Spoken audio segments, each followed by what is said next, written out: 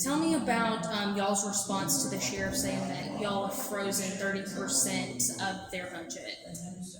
Well, that's interesting. Countywide, countrywide, it's been difficult to hire police and deputies. The county commission wanted to help do that. The personnel board studied all the deputy positions and recommended a 10% increase for all the deputies across the board. The county commission wanted to fund that, and they did. I think that cost about $4 million each year from now on.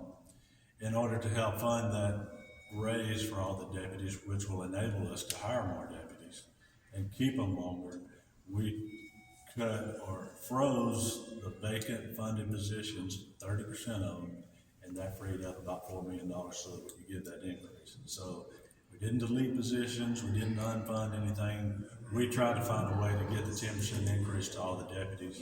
And not only did we freeze the vacant funded positions of the sheriff, we did it countywide. Sewer department, highway department.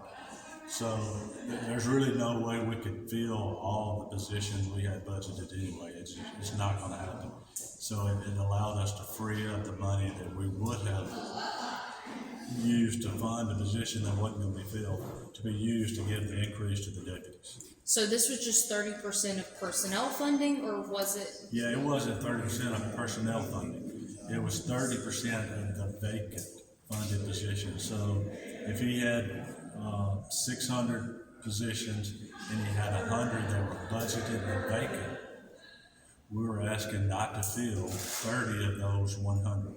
They're not going to be filled anyway. There's just no way he could fill them. I think 5 years ago he had about 50 vacancies. 3 or 4 years ago it went to 70 vacancies, and then about 90. And this year he was up to 120. So we've been going in the wrong direction, and to really increase their pay so we could, try to hire more deputies. We're going to take some of the money on the back end and increase the pay right there. And the county commission also approved a 3.5% cost of living increase for all the sheriff's department and all the county employees. But the deputies got a 10% and a 3.5%, which we think is desperately needed, but it had to be funded from somewhere, and that was one way we found to do it. So Cal, explain the $4 million. You just talked about the $4 million. Okay. Right. How does that work into his budget?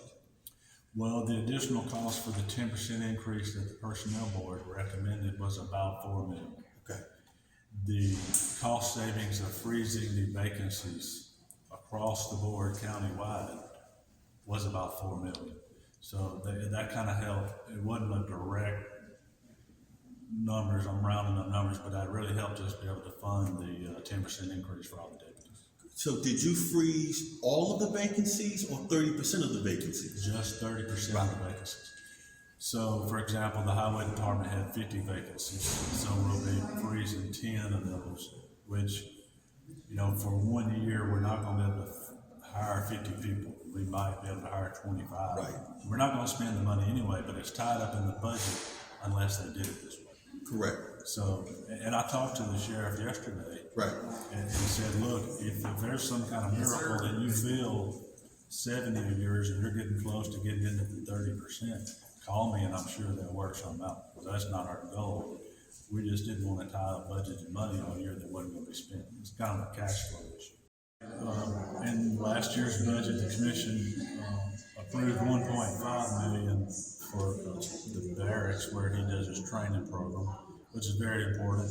And then at the beginning of this budget, they approved an additional 3.5 for a total of $5 million to rebuild his barracks to go towards the training facility. This used countywide. People from all over the state come and use it. So that was another $5 million. Did you also have budget hearings with the departments? Yes. Okay. Did you have one with the sheriff? Yes. Okay. Did he bring this up at that particular time? No, sir.